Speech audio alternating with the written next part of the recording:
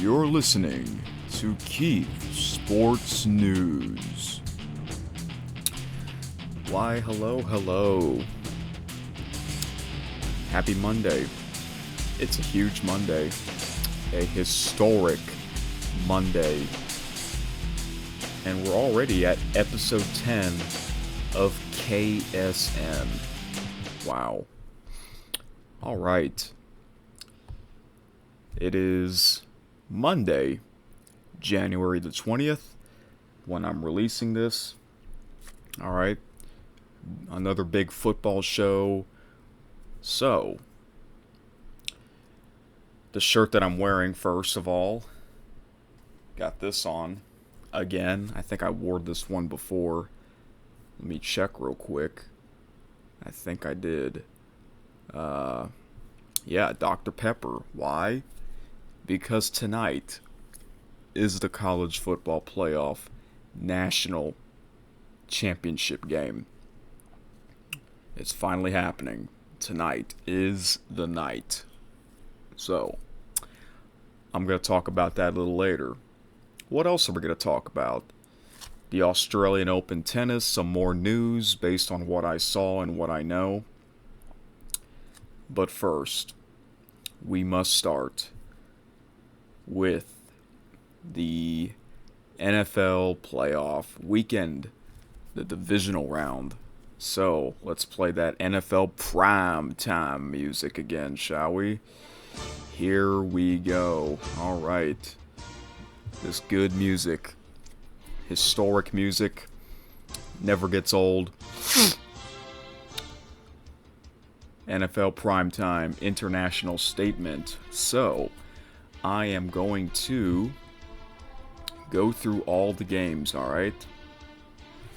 So let's go to ESPN.com and check on these games, the scores, and also my playoff bracket challenge. Okay, so I did two playoff bracket challenge. The first one is my main bracket, and the second one is more of my upsets bracket.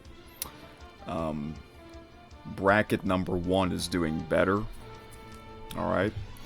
So, the NFL playoffs divisional round, starting with, I'm going to talk about these games in order. So the first one was the Houston Texans taking on the Kansas City Chiefs. And I did not watch this game because I knew the Kansas City Chiefs would win this game. And they did, no surprise. They won this game by 11 points, 23-14. And I heard a lot of people were criticizing the officiating of that game. That's not good. Yeah, and when I clicked on the highlight video, it has over 5,000 dislikes. Yes, over 5,000 dislikes. I have, for those of you that use YouTube a lot, do you remember back in the day YouTube removed the number of dislikes?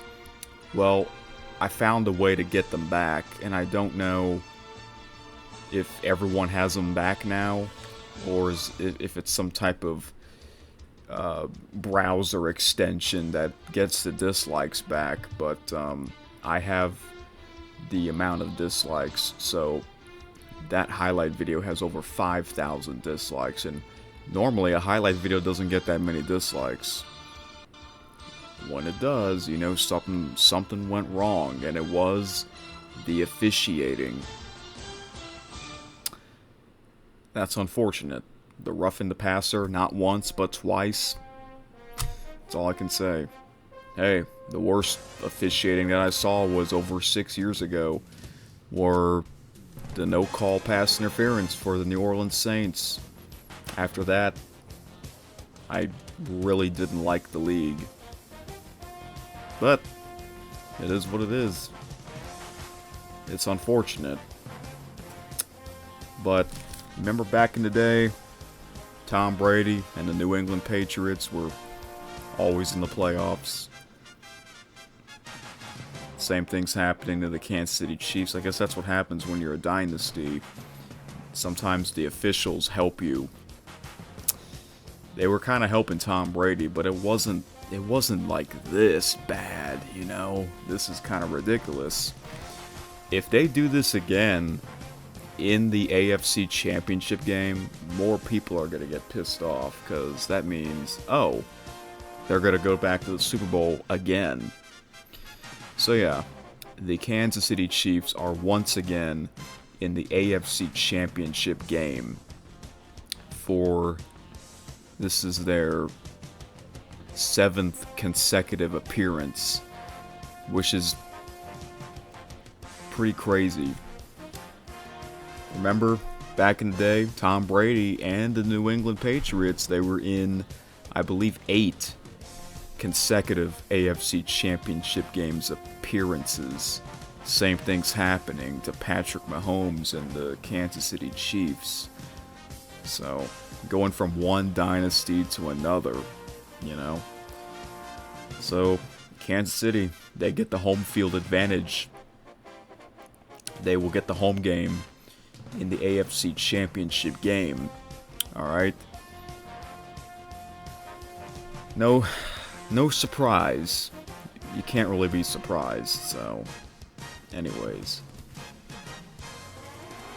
The following game, Saturday night, was the Washington Commanders against the Detroit Lions in Detroit, Ford Field. It was very cold, but the game was indoors because they have a roof.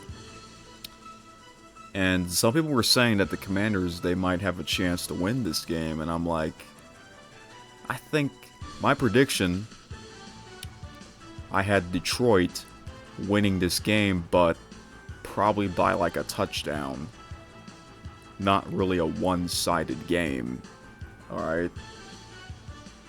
Because I have them going to the Super Bowl. That was in my bracket number 1.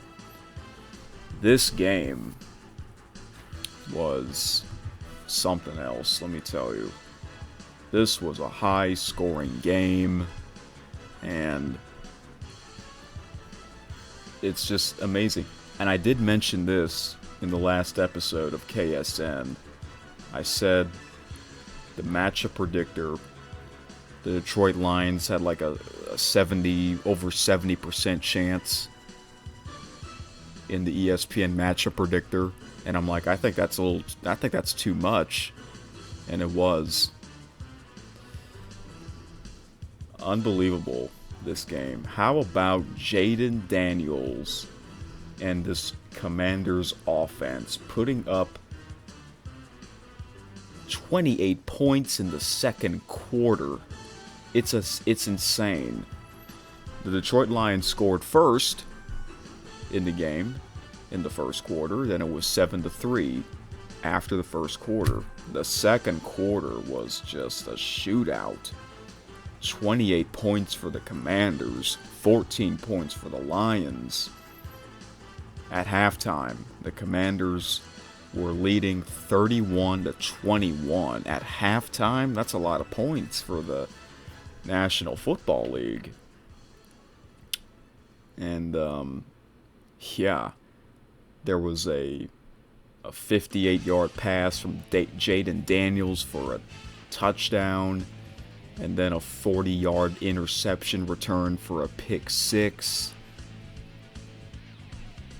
The third quarter, not much happened. The Detroit Lions scored a touchdown to make it a 31-28 game. So I'm like, alright, this might be a high-scoring game.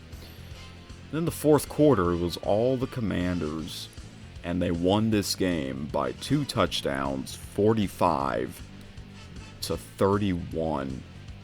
And the Commanders are in the NFC Championship game for the first time in, I believe, 30 years? They haven't been this good in 30 years. Wow. Wow. Good for the Commanders. And remember, this is Jaden Daniels' first season in the pros. So, Yes, I originally have the Detroit Lions going to the Super Bowl. Now that they're not in the Super Bowl, I'm going to be cheering for the Commanders because I live in South Louisiana and Jaden Daniels played at LSU. He won the Heisman there. He had a great season, and I'm going to be rooting for this man. And also, the Super Bowl is in New Orleans, South Louisiana. How great would that be? So, they are in the NFC Championship game. So, the Detroit Lions, unfortunately for you, you have choked. You really should have gone to last year's Super Bowl. You really should have gone to last year's Super Bowl. And now you can't even make it to the NFC Championship game. Wow. It's crazy. I thought the NFC North was the best division, and none of those teams are in the NFC Championship game. 3 of those teams made the playoffs. Lions, Vikings, Packers. They all didn't look so well in their playoff games. Wow, just like that, all 3 of those teams eliminated.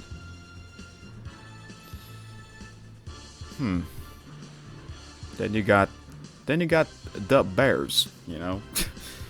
So, what can you say about the Bears? Anyways, so, congrats to the Washington Commanders for going to their NFC Championship game for the first time in 30 years. So the question is, which team will they be facing in the NFC Championship game? Well, that is what we're about to find out. Next game that happened the other day, the first one on Sunday afternoon, between the LA Rams and the Philadelphia Eagles in Philly.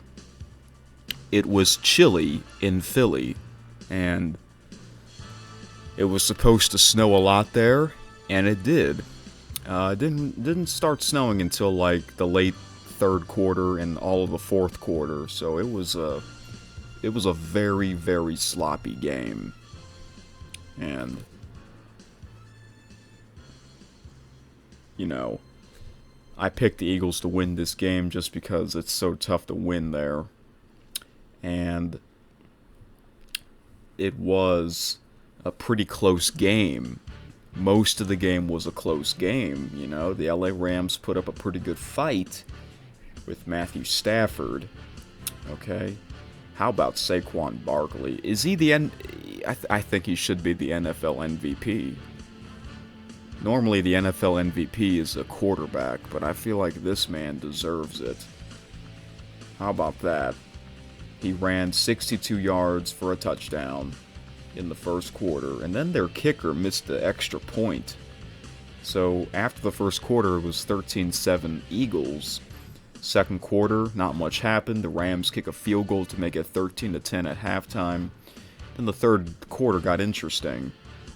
Both teams scored a field goal, and then towards the end of the third quarter, the Rams got a safety, which is 2 points, and the score was 16-15 Eagles. In the fourth quarter, the Eagles got 2 more field goals to make it a 22-15 game. So I'm like, okay, the Eagles are up by a touchdown. And then the snow starts coming down in. A bunch of snow. It was a snowy game. And then Saquon Barkley did it again. He ran 78 yards for a touchdown. Oh, excuse me. And then their kicker, Jake Elliott, missed the PAT. He missed the PAT for the Jalen Hurts 44-yard rushing touchdown in the first quarter. I forgot to mention that. So then, with less than 4 minutes left, it was 28-15 Eagles, so they're up by 2 scores. Then the Rams scored a touchdown before the 2-minute warning, so I'm like, uh-oh. It's 28-22. Don't tell me the Rams are going to win by 1 point. So then they went for the onside kick, and they didn't get it. Then the Eagles got the ball, and they couldn't they couldn't run out the clock because they didn't get a first down. So the Rams had one more chance to score a touchdown and possibly win the game, and they didn't get it. So the Eagles hung on to win this game 28-22, and they are going back to the NFC Championship game, where they'll be hosting against the Washington Commanders in an NFC East Championship game. That'll be something. So the Rams have been eliminated. I mentioned this in my prediction video. The Rams were the one team that I didn't want to go to the Super Bowl. No disrespect to the city of LA. I know they've been dealing with those LA fires. It has nothing to do with me not liking the Rams. It's all because what they did to the Saints over 6 years ago. And I know that was a different team. I know that was a different roster. But after that, man, I'm like, I'm never rooting for the Rams. After what they did, you know, they were in the Super Bowl a couple years ago. But most of America were cheering against them because they were cheering for a team that has never won the Super Bowl, which was the Cincinnati Bengals. And of course the Bengals didn't win. Of course the Rams won because the game was in LA. It was kind of predictable.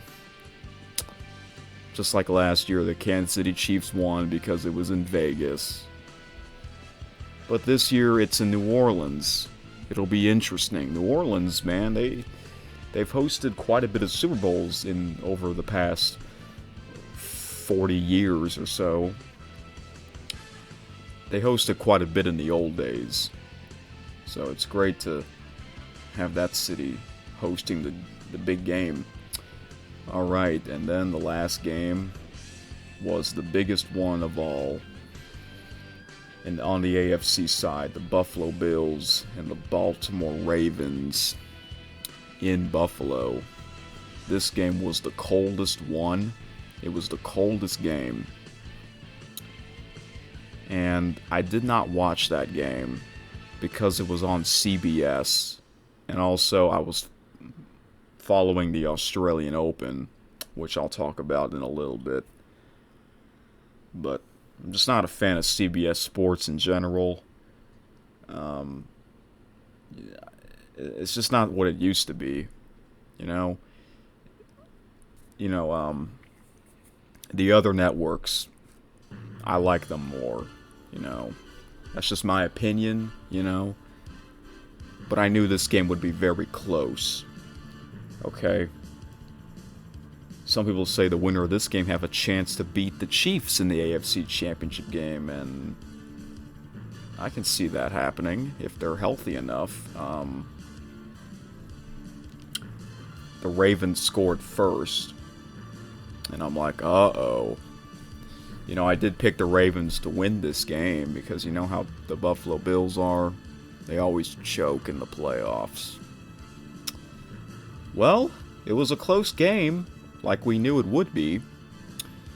The Buffalo Bills winning 21-10 at halftime. So I'm like, okay. We'll see how they do in the second half. Sometimes the other team does better in the second half than the first half. And that's what the Baltimore Ravens did. They scored a field goal and a touchdown, but to make it a 21-19 game. So they decided to go for the 2-point conversion to tie up the game, and they didn't make it. So it was 21-19. I don't know if I would have gone for that 2-point conversion. Because, you still have a whole quarter left. So then the Buffalo Bills, they scored 2 more field goals. And then the Baltimore Ravens scored a late touchdown to make it a 27-25 game with 1 minute, 33 seconds left. So that means they really have to go for the 2-point conversion. And unfortunately for them, they didn't make it. And they went for the onside kick, and they didn't get it. And that is how the Buffalo Bills won the game. 27-25. Here's the thing. The Ravens, they missed the 2-point conversion twice. Let's say if the first time they missed the 2-point conversion? What if they kick the PAT instead? Make it a 21-20 game. And then the Buffalo Bills, they scored 2 field goals to make it 27-20. And then Baltimore Ravens' late touchdown, they would have tied the game. It could have been 27-27 going to overtime, but that did not happen. I'm pretty sure John Harbaugh, the Ravens head coach, was asked that question. Maybe you shouldn't have gone for 2 points in the third quarter. I don't know. Like I said, I didn't see the game because it was on CBS and I was watching tennis instead. But the Buffalo Bills, they hung on to win. And now, here we go again. Buffalo Bills have to take on the Kansas City Chiefs again. Woohoo! Like we know what's going to happen. We'll talk more about that on Friday. So now, the AFC and NFC championship games are set on Sunday. Both matchups will be very, very interesting. The first one is the NFC championship game at 2 o'clock between the Commanders and the Eagles, Central, 2 p.m. Central, then at 5:30 Central will be Buffalo Bills and the Kansas City Chiefs again. So yeah, there you have it. That is my NFL Divisional Playoff recap. And now, let's talk about the big game tonight. Oh yes, the ESPN college football music. Tonight is the night between the Notre Dame Fighting Irish and the Ohio State Buckeyes. This will be a very interesting game. No SEC team.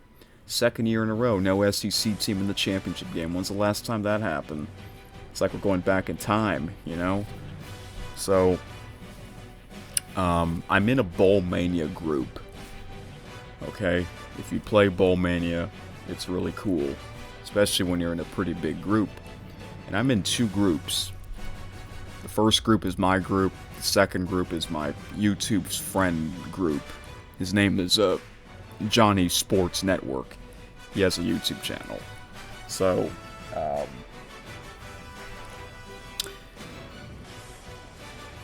so in Johnny's group, okay? So we do confidence. Okay, so if we get the game correct, we get the amount of points that we get. And there's 47 bowl games. And I decided to save my most confidence, which is 47 points, for the championship game. So basically, if I get the championship game correct, I will get those 47 points. However, here's the twist. So I'm in a group, right? And I think I'm in 3rd place. So the guy who's in 1st place has a lot of points ahead of me. But if I get the championship game correct, and if he gets the championship game incorrect, that means I will win Johnny's group. But if we both pick the same teams, I'm not going to win the group, whether if that team wins or loses, if that makes sense. So, his name is Derek, the guy who's in 1st place in Johnny's group. I think Derek is going to pick Ohio State. And so therefore, I'm going to pick Notre Dame. Ohio State is the favorite to win, however.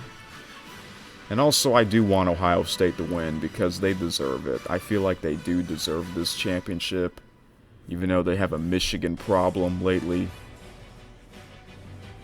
But if Notre Dame wins, I won't be upset because I will win that Bowl Mania group. So,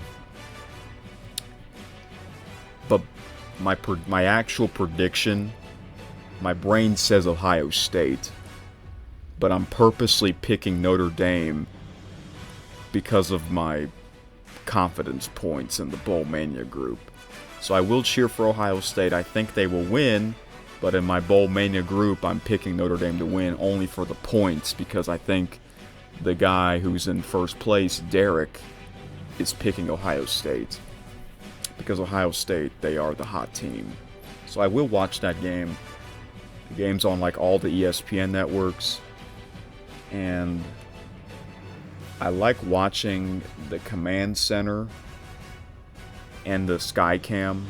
The Command Center's on ESPNU. The Skycam's on ESPN News. The Command Center has two different cameras of the game. And at the bottom left and bottom right of the screens are the coach's cam.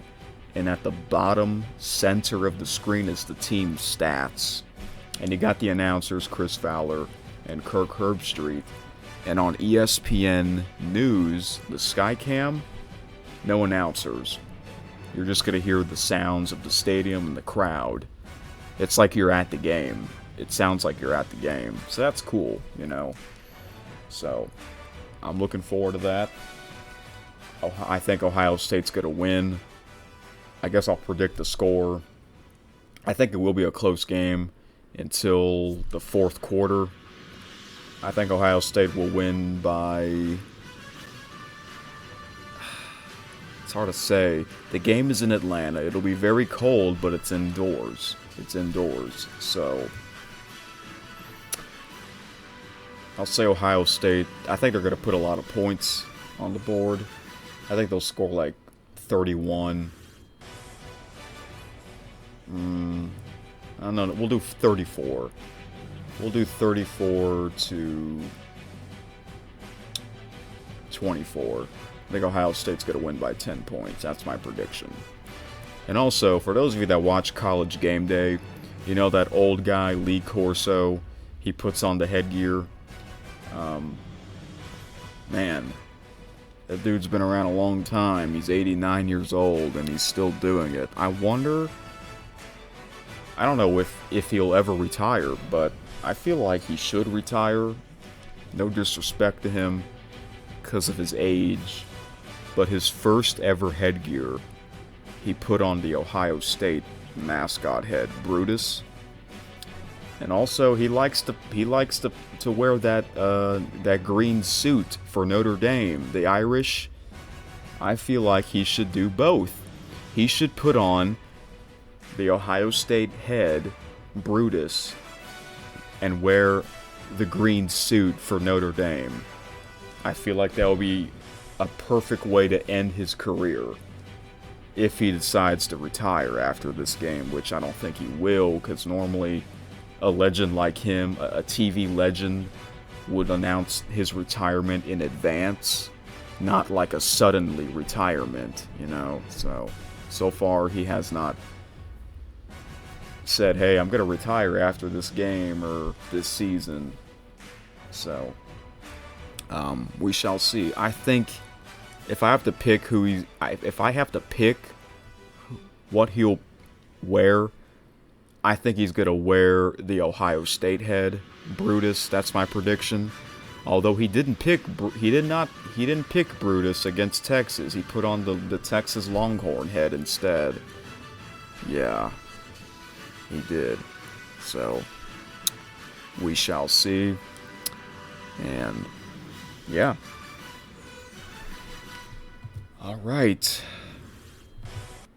So now to the Australian Open.